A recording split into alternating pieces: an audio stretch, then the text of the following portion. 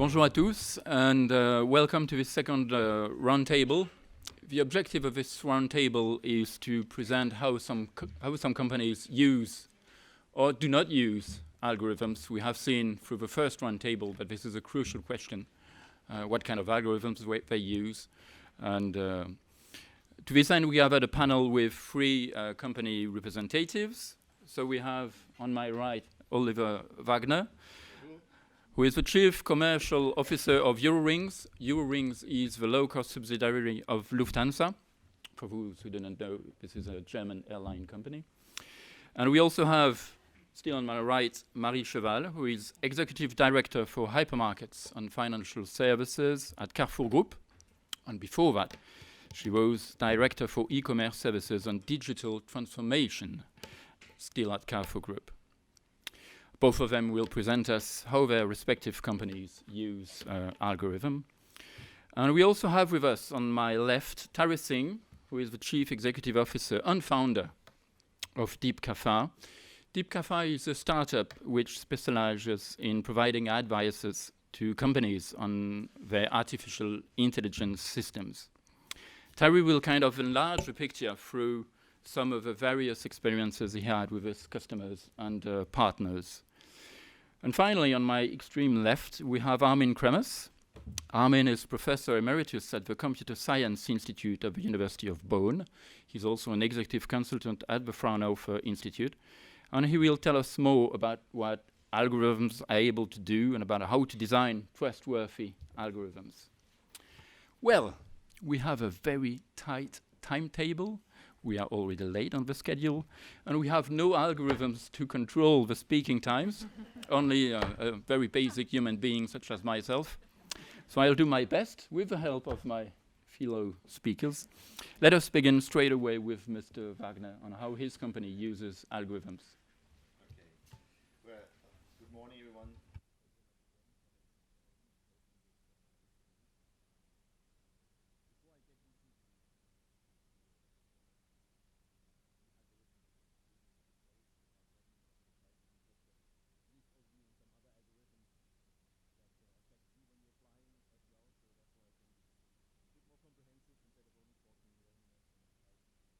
Oh, sorry about that. Instead of talking only revenue management and pricing. So when I flew in this morning from Frankfurt, and the Lufthansa Group has roughly 3,400 flights a day, of course, the flight planning, the routing was also done by an algorithm, was proposed by an algorithm. What was the weather situation? What was the wind? Which runway did we have to use? So this is one of the algorithms that affects you basically every day. The aircraft, an aircraft is a very sensitive product. We rely on it very much, of course. Safety is everything in our industry. So we started already a couple years ago analysis program called predictive maintenance. So an aircraft has a maintenance schedule. Every component, every part, be it the engine, be it the gear, be it whatever, has a lifetime and has a lifetime cycle, and has, of course, its maintenance schedule. When does it need to be overhauled? When does it need to be replaced? But some of these things don't last as long as they're supposed to. Don't last as long as they're supposed to last, according to the manufacturer's statements. So what we do, we analyze all components, all parts every day from each aircraft. The group has roughly 700 aircraft flying all day. Analyze it and try to find patterns, which part, which component needs a premature handling, a premature repair, or a premature replacement. That allows us, of course, to avoid what we call aircraft on ground. That allows us to have a much more stable operation. Flight scheduling, that's the heart, that's the core of an airline. Where do we fly, from where, how often, on which day? So the group has, as I said, 3,400 flights a day. Eurowings has almost 700 flights a day. There are a lot of restrictions. Some airports you're only allowed to fly from 6 to 10 every day, 6 to 2200 every day. Some airports have special runway conditions. Some airports have special ceilings or heights where you can only fly to have special categories. So flight scheduling is also something where algorithms help us to manage these enormous complexity. And one more thing, on the operation side that is affecting you on the reliability, we have 11 bases. All our 140 aircraft from Eurowings start every morning from 11 bases. And unfortunately, sometimes things do go wrong. There's weather, there's an aircraft on the ground, there is an accident, whatever. So therefore, we collect all data from all bases about all situations, about all that happens, about all the decisions that we did. We reflect the decisions, we analyze the decisions. Was it the right decision? Replacing the aircraft, waiting for the repair, canceling the aircraft, for instance, rebooking the passengers. We collect all these data and try to find for the future better solutions. So aircraft is on ground, aircraft is damaged, so what do we do? Is the best way now to rebook? Is the best way now to wait and repair? Is the best way to replace the aircraft? What consequences does it have throughout the whole day? So trying to use algorithms, trying to use AI in order to gather the data and to learn from the past in order to improve our decisions for the future. And coming to the revenue management and pricing, maybe just two words up front. Basically, it's all about supply and demand. And our industry is a very competitive industry. I'm sure you're very much aware. Airlines go bankrupt. Two just recently went bankrupt here. Others went bankrupt in Germany recently. That's why I got this invitation as well after the aftermath of Air Berlin, where obviously some airlines, at least in the view of the Bundeskartellamt, raised the prices. So it's about supply and demand, and the biggest challenge for us, of course, is to forecast the right demand on our flights. A flight gets established 364 days before its departure, and we have to, for each flight, and it's over 200,000 flights per year within the Eurowings, we define a forecast curve, and according to this forecast, we open booking classes. We have some roughly 20 booking classes. For each booking class, there's a price assigned to, and we open booking classes or we close booking classes, or the system opens and closes booking classes. So if it's a flight today, for instance, so 364 days ago, last November, that flight was certainly very open, because the demand in early November is not that high.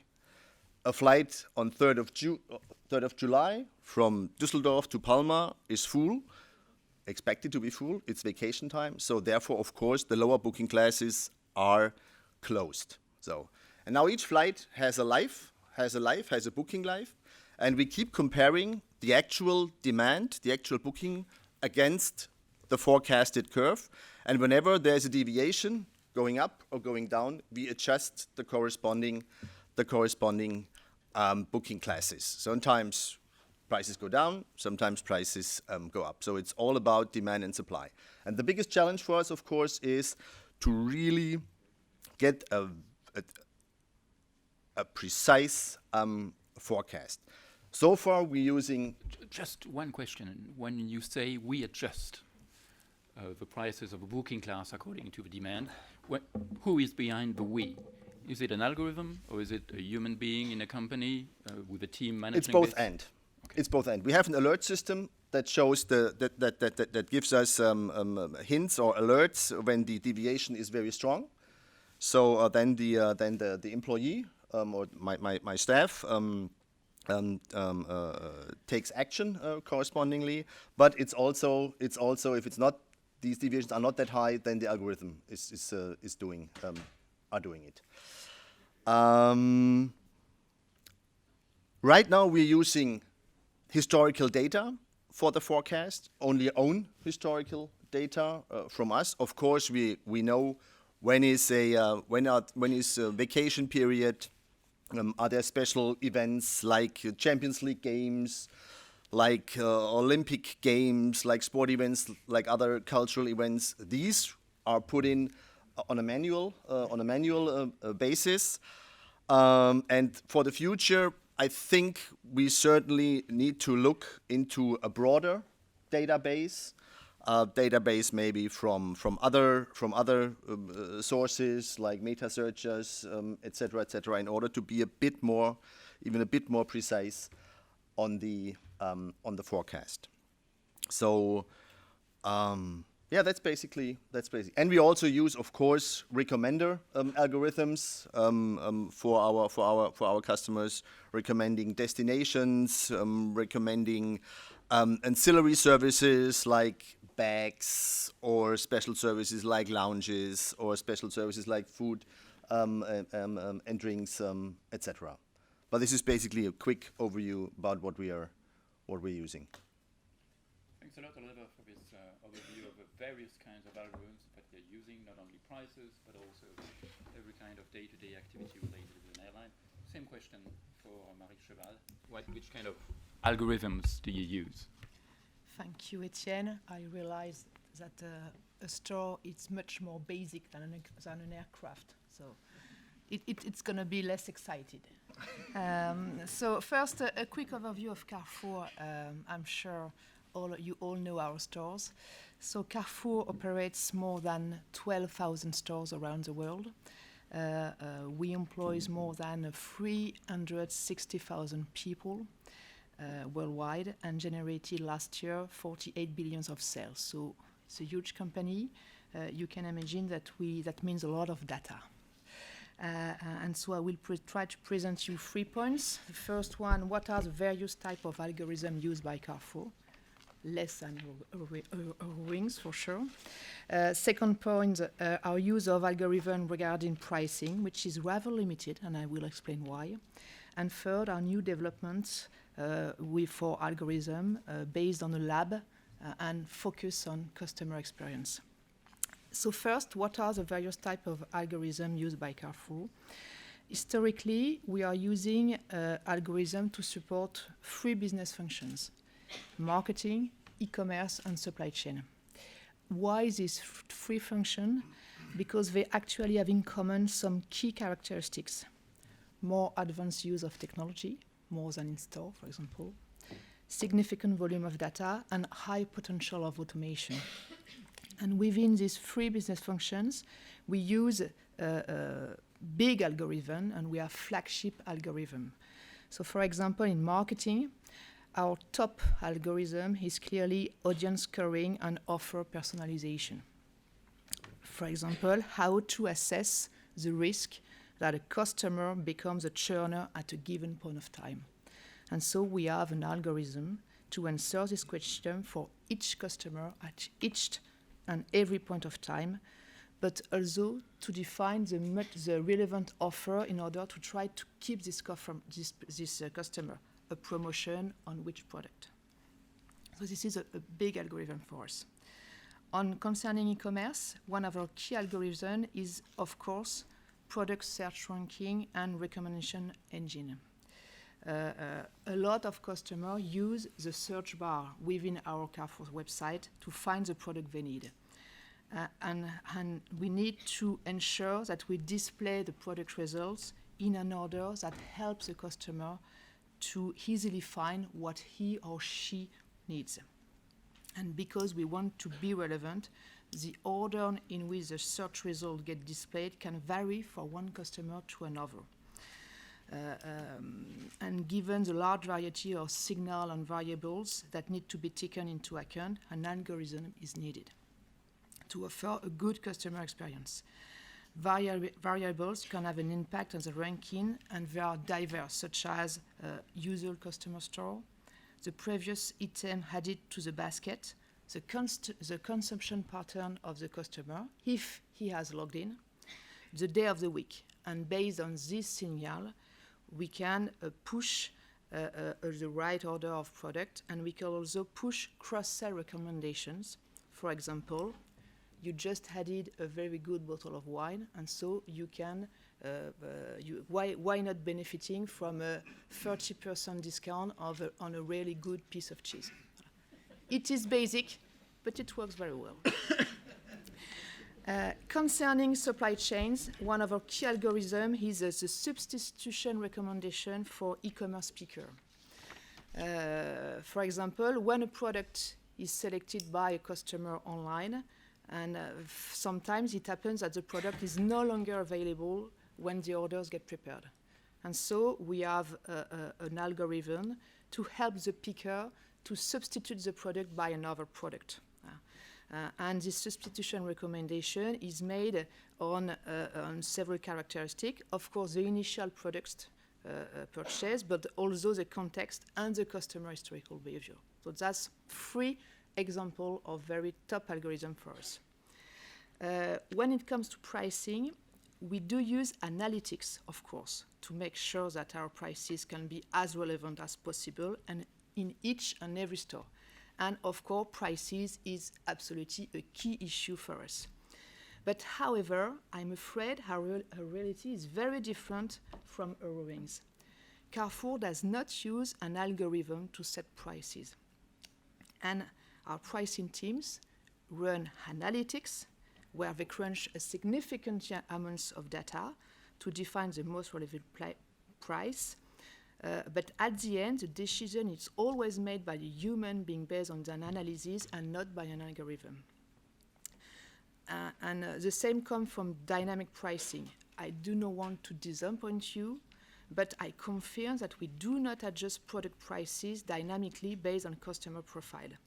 And if you think about it, there are a lot of very practical reasons that can explain that. One of them is due to the price labels we use in stores. As you know, some of the price labels are now powered by an electronic system, which helps to adjust price, but we cannot put a price in front of each customer in store. It's not possible. It's impossible.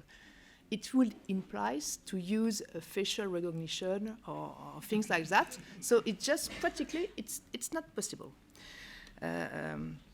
So on price, no algorithm. Just one question, Mary, if you allow. You cannot adapt prices in real shops, but you can adapt on prices e-commerce, on yes. the e-commerce. Yeah. That's sure. We could do that on e-commerce, but it's not part of our strategy today. We have many other things to do right now to grow on e-commerce than dynamic pricing. And on e-commerce, it's also very difficult for a client because it compares to the price in store. So if you have a price, for example, for tomatoes, a very different price on e-commerce on in-store, it's difficult for the client to understand. So rather than pricing, what we try to develop now is algorithm at the service of customer experience. And for that, we set up a lab that opens in January this year with the help of Google. And we tried to develop use case in order to improve customer experience. So for example, how does it work? The lab received suggestions from employees all over the world. These requirements correspond to very concrete challenge, and so we prioritize them and we select projects. And a team in the lab develop for weeks or a few months algorithm, and we try to have a scalable data solution to be tested and industrialized. So 2 examples. We are working on intraday shortage detection in hypermarkets. It's in order to enable our store manager to take action to have less shortage. Shortage is a real, very important channel for us because it leads to missed sale opportunities in the short term and to a high customer dissatisfaction. So for us, it's a very concrete challenge. And so we tried to develop, we succeed in developing an algorithm that identified shortage before the employee and that give an alert to the store management in order to take action. Second example, sales prediction of promotional products in store. This is also a crucial issue for us. And so we develop an algorithm in order to try with different variables and also with variables concerning sport, for example, to try to predict the consumption of sales on promotion in store. So it's two very encouraging first steps.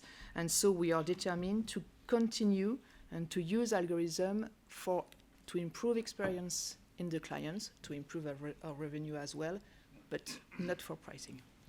Okay, Thank you. Just before handing the floor to Terry, just one question, because I had the impression that in the beginning of your presentation, you said that you're using algorithms in marketing in order, for instance, to try to evaluate what is the risk of churn of a particular customer. But then you don't use this evaluation of a risk of churn to make some promotional offers? Yes. Okay. In fact, we do both. When we identify a customer, for example, he used to come each week, and for one reason or another, he doesn't come anymore, we send in a promotion. Okay. And if we have data that the customer, for example, has baby, we adapt the promotion to this specific customer. But for that, we need to know who is this customer. And so the fidelity program is very important for us in order to collect data. Okay. Thank you. So Terry, how does these two experiences fit with your own knowledge of the use of algorithms with your partners, customers, and so on? First of all, thank you very much, Etienne, for inviting us. I am CEO and co-founder of Deep Kappa. You know, we're not as big company as Eurowings or Lufthansa Group or Carrefour, but increasingly we are being pushed into the forefront of using artificial intelligence with customers in Europe. These are commercial customers and also public institutions. And when I say forefront, I'm sitting here. So typically we would like to do our work with our customers, the back end. I know I have to stay, and I see you have a timer here. Last time I gave a lecture in Berlin, it was about new models in deep learning. It lasted 6 hours. It was supposed to be 2 hours, but there were people from all over, even academics and professors. They were sitting. We were talking about capsule networks. I will not do this here, so don't worry. No one is going to be scared with our math, complex math and calculus. So we are basically a company that helps our customers with research. We add research because we're not a software company, so we do research, and then we develop algorithms. We build models for our customers, and eventually, help them with a service. Sometimes they'll want to take a whole service into their own data center. In other occasions, they are actually, subscribing to a service because obviously, as you know, algorithms you need to optimize. You need to have better generalization strategies to continue to kind of build those pipelines. So since you asked me a question, Etienne, so I'm thinking. So first of all, I'll try to sort of keep this in like a two-pronged discussion. First of all, developing and building models is a really hard problem. So and I'll get to that. First, probably let's talk about the challenges that are there in the industry. So actually, if you ask me, there are just a handful of algorithms that are actually being used in whether travel industry or retail, and recommender engines. For example, I don't know, I'm sure you are aware, the master algorithm that Amazon uses is recommender engine. And direct correlation to their balance sheets and EBITDA is that 75% of the revenue comes from that recommender engine. Obviously, there are like hundreds of thousands of optimizations they do in their, this master algorithm. That's what, Amazon drives Amazon's business.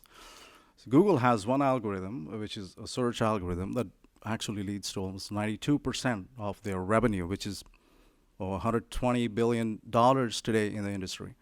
So the problem, so let's, I've written notes. Actually, I got them printed out because I saw most of you were reading notes. Normally, I tend to have, but again, it's not a long lecture, so I thought I'll focus.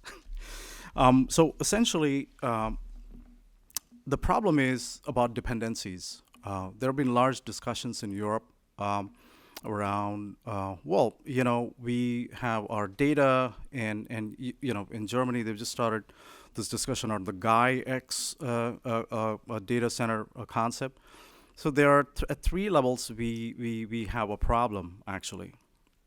At an infrastructure level, we are essentially having a data distributed and could be, demanded by, let's say, countries from where these software companies exist, to actually have access also from a legal perspective to have my data, your data, to be transferred to a U.S. court if there is a litigation. So I think that is a problem we circumvent by saying you need to move towards a decentralized AI concept. So at a platform or infrastructure level, that is something which we are actually, if we do not solve this, we're going to go beyond problems of tacit collusion. It's going to get more complex, as I think you've done a theoretical research in Q-learning, which is deep reinforcement learning that actually is purely based on reward function. So essentially, just as an example, when you have this, we spoke about AlphaGo, but there's AlphaZero, the chess game, in which it was actually quite amazing when people were looking back when DeepMind, that is a sort of subsidiary of Google, based in UK, they were looking at the winning strategies of that chess game. And what they were seeing is, because the algorithm was self-learning, it was sacrificing the queen, which you would essentially not do, if you were a country, or, so it's kind of a very unique strategy, but it did end up winning the game. So the problem with self-learning algorithms will be in the future as deep learning or deep reinforcement learning that applies principles of several text analytics and computer vision is going to eventually lead to problems that we will not be able to control. So that leads us to, eventually I subtly answered the question about the dependence of these algorithms. So the dependencies of these algorithms, when they're interconnected, can lead to problems and eventually probably even embedded and very hard to detect tacit collusions, because I wouldn't know how else we would be able to capture these. At the model level, when you are a retailer or an airline company, it becomes quite a challenge when you are looking at the model specifications which you have in how you add features into your AI models. How much of these are actually, let's say, replicated from the winners who are winning the game? I don't know if it's Delta, if it's other players, or maybe even subscribing from other sort of model strategies which an adjacent industry is using. So there are three problems. So these problems are at platform, algorithm, at model level. Now, ending my sort of discussion in a more positive note is coming back to this. Fortunately, when I say fortunately, it is a hard problem to solve. We have researchers who have math background in medicine. We've actually also launched a startup project in healthcare. The benefit of using these algorithms is dramatic. It's tremendous. When you just give you two examples. One is in the healthcare, but the other is in the service industry, where probably pricing and creating a more attractive model is very, would be interesting for you guys. But just from a healthcare perspective, there are a lot of problems that we are able to solve in milliseconds that would typically take, even in Europe, in France. I've heard, I was in Tel Aviv talking to the government there, that it takes literally months to actually even get a diagnosis. So we are so excited that we are in this industry. You know, back in the 1850s with Dr. Gauss and Bernard Riemann, his student, when they were writing these beautiful, curvature physics and trying to understand how can an algorithm or mathematical integral equation understand the roundedness or curviness of an object or human body would look like. Today we have achieved that because we have data. So essentially it's fascinating. The second example, which I would like to give you without naming obviously the client's name, is so in the services industry they were having a huge problem because there were many internet companies. There was also a subsidiary of Google that had launched a company for job search, etc. So essentially what's happening is they're scraping a lot of information. Everybody does that on the web. You can go to Craigslist, you can go to many other platforms, local platforms in Europe, and actually you can get a very, very interesting algorithm. And we had worked with the board, so we realized that, I think it was a very great point with Martha also mentioned that the awareness is a huge issue. So I think getting management informed about these is, it's amazing. So we were just talking at the data lake level with one of the marketing managers who was having some problem in technology. And when we went there, we developed a model and eventually showed it to the senior management. The board and the chairman very quickly descended down from his tower and was very much interested in actually deploying this at a massive scale.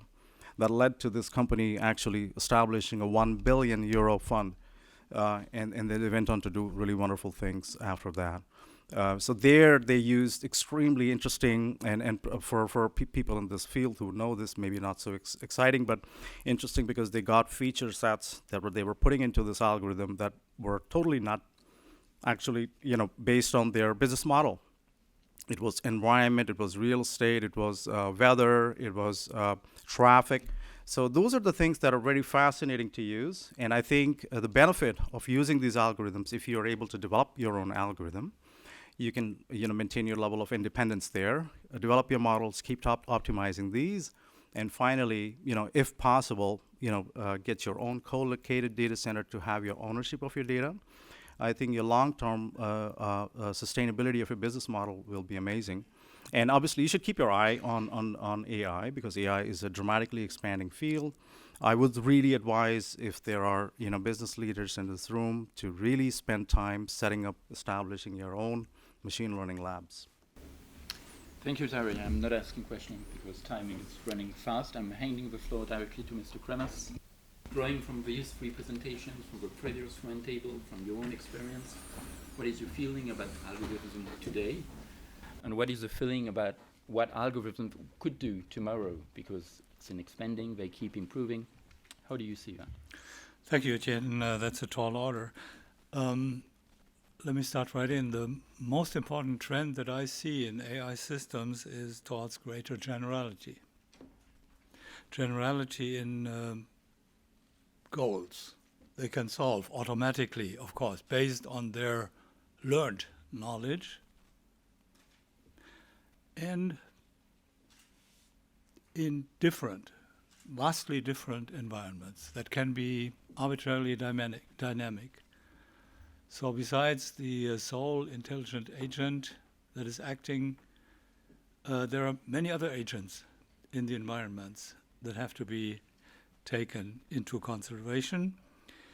And all this happens very fast. So one of the big things about AI is that it's based on solver technologies that have evolved in many decades, and on high-performance computing that has exploded, really, in possibilities. So from this comes a big trend toward generality, and markets and pricing schemes, despite all their dynamics, intrinsic dynamics that Ulrich, for instance, has pointed out, and dependencies are no fundamental exceptions, of course. So several papers have been written in the past few years, especially on multi-agent systems, and companies and organizations such as OpenAI are studying very intensely multi-agent behaviors, multi-agent algorithms, new learning schemes that evolve on the several times mentioned AlphaGo style reinforcement learning and Monte Carlo tree search that we had in AlphaGo, from which AlphaZero, mentioned by you, Emilio, of course, is standing on the shoulders of AlphaGo, and with the difference being the self-learning and the ability, for instance, to pick up champion-level chess on its own. So competition, we should not be surprised that competition and cooperation schemes may emerge when autonomous agents are combined in some social or technological niche. From such combinations, both desirable and undesirable behaviors may emerge if the family of environments under consideration is regulated. Then the question is how to define, how to impose, and also how to enforce. We have heard about the importance of detection methodology, how to enforce those rules, how to evolve those rules also.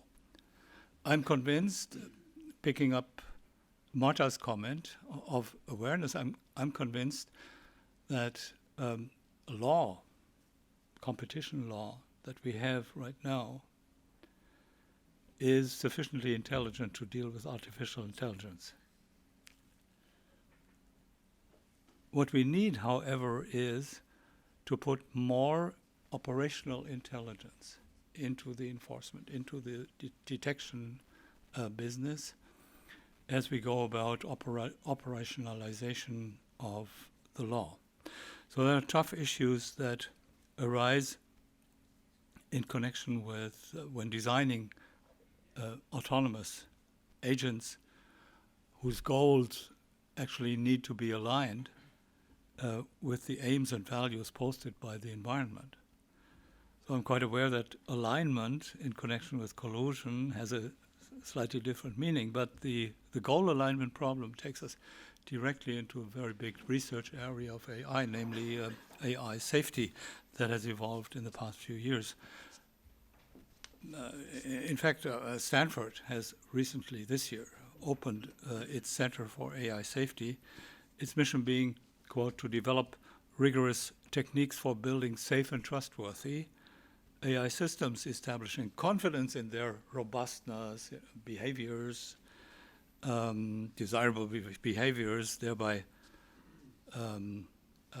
facilitating successful adoption by society, and the value chain really goes from transparency to trust to acceptance all the way.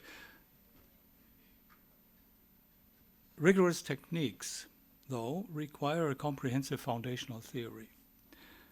And now speaking as an academician, compared to other mathematical fields, there are still deficiencies to deal with, mainly with respect to complexity questions. So in our AlphaGo example, our AlphaZero example, is of complexity O of 1. That is proportional. It's a finite problem. It's proportional to a constant, actually. So what is our complexity theory, which is asymptotic in computer science, tells us there's P and NP problem, very famous. This has gone a very long way, but it does not tell us about the initial complexity. So we need to pay more attention to that. And this is one of the problems.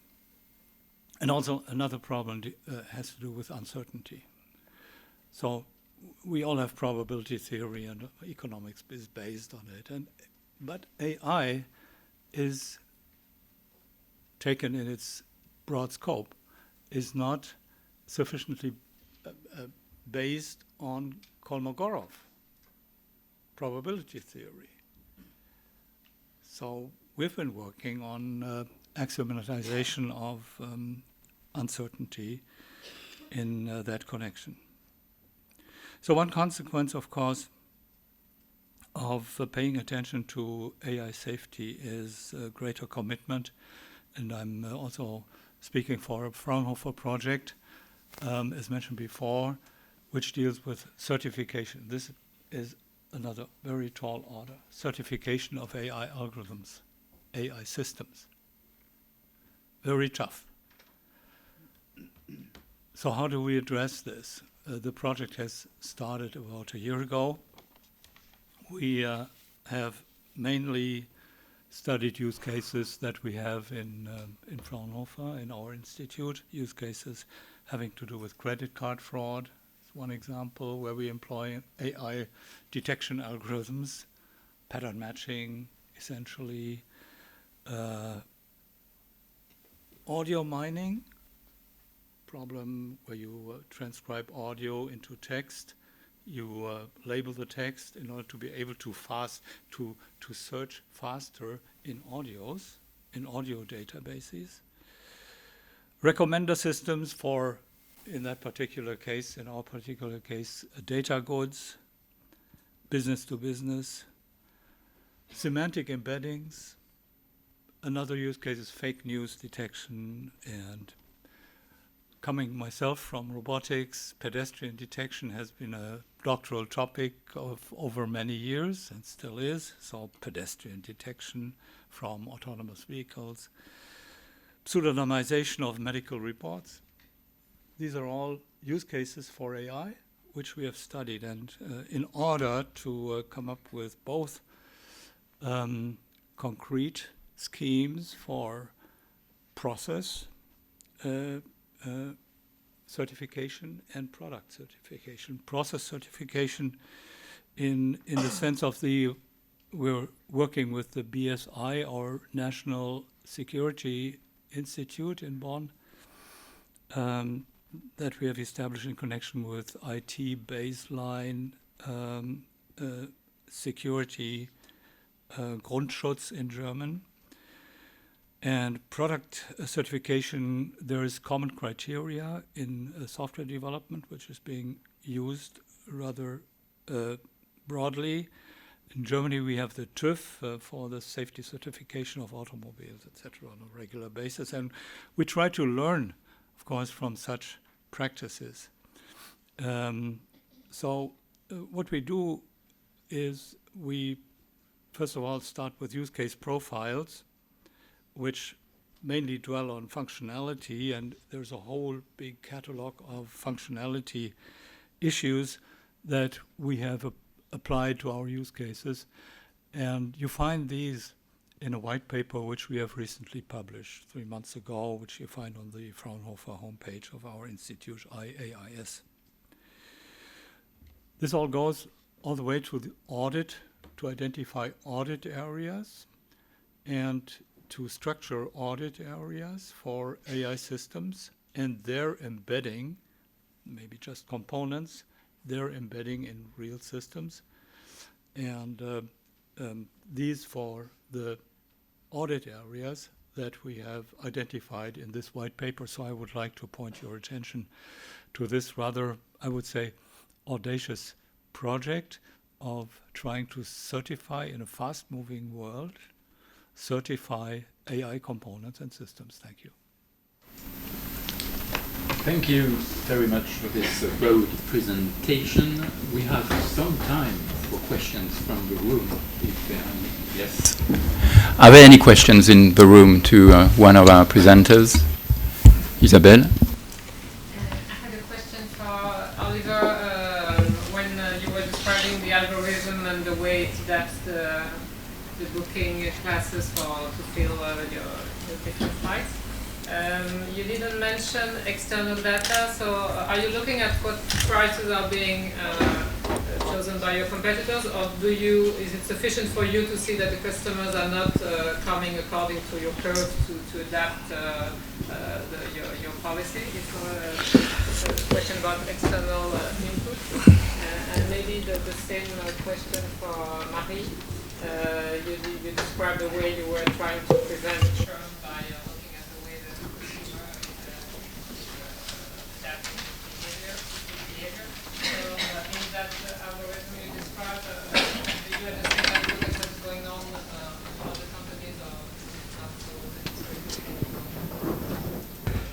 of course, we're looking what our competitors are doing. It's easy to look for the competitors that fly like we, like other airlines. It's a bit more difficult to look at competitors like Deutsche Bahn, which is, for instance, in Germany, a major competitor of ours, maybe even the biggest competitor, and it's basically not realistic to look into ground transportation like car or buses. But we do, of course, look into the pricing strategy of our competitors, and depending on the, as I said, depending on the curve, we act if sensible. You know, we have prices in Germany like €6 going back and forth from Stuttgart to Krakow. Last week, one of the competitors was publishing. Of course, you know, that's not sustainable. That's not reasonable for us. We don't do that. But we take into account what the competitors are doing, certainly. As far as Carrefour is concerned, the churn algorithm is mainly focused on the behavior of the clients. We use historical data. Historical data is very important in retail, and in historical data varies the action of our competitors. For example, we know that last year, October month, Auchan was very, very strong, and we took into account this kind of information. But we don't take into account the day-to-day action of Leclerc, Auchan, Intermarché, because it's too complex so far.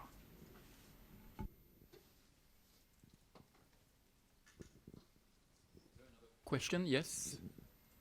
Down there. Thank you. Thank you for your presentation. I'm Christophe. I'm doing a PhD in law and economics on big data and competition law. I have a question for Marie. You mentioned that you don't do price discrimination, but I'm wondering whether you do product differentiation based on the willingness to pay of your client, because may have the same effect of a price discrimination, but product differentiation can do exactly the same effect of a price discrimination. So are you doing a product differentiation based on the willingness to pay of clients? No, clearly no. We are mainly brick and mortar business, and we are developing commerce. On brick and mortar business, it's not possible, clearly. So now on e-commerce, we could do it technically, but we are not doing this. So, in fact, the only discrimination is the number of products. And so the discrimination is the rush the client put to come into the store, but it's first in, first served. So it's very difficult to make product or price discrimination, in fact. Maybe a client might receive a promotional offer direct. Yes, but it's no, perhaps, but it's. I think it's very, very, very slight. It's not. It's very slight. It could happen, yes. Nothing is illegal. That's good. Yes, I had a question about Thank you. I had a question about the distinction that was mentioned in the foreword of the president between descriptive and black box algorithms. Does this distinction make sense for you? And is it difficult for you to use black box algorithms that you cannot understand? And also for Mr. Wagner, to what extent are you using algorithms that manage to learn, to adapt themselves in a way that you may not know because they self-learn and they try to enhance their performance, but you don't really know what they're doing? Well, for the time being, there are no black box algorithms within Eurowings, and I would even say within Lufthansa. Either we develop them on our own. Like I said, the predictive maintenance, for instance, we have a big research department within the Lufthansa Technik in our MRO business. And whenever we buy algorithms or we buy software, We want to understand the software. We want to understand how it works, because we think this is of the essence.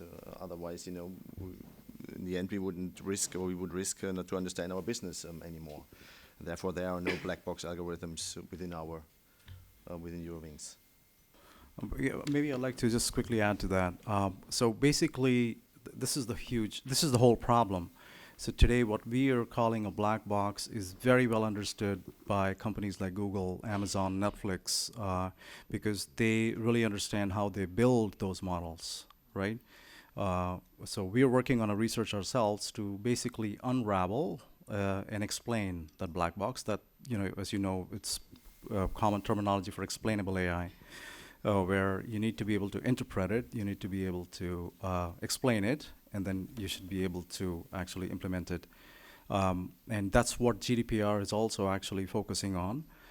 Companies like Google and Amazon are very well prepared to use these because they understand these from inside.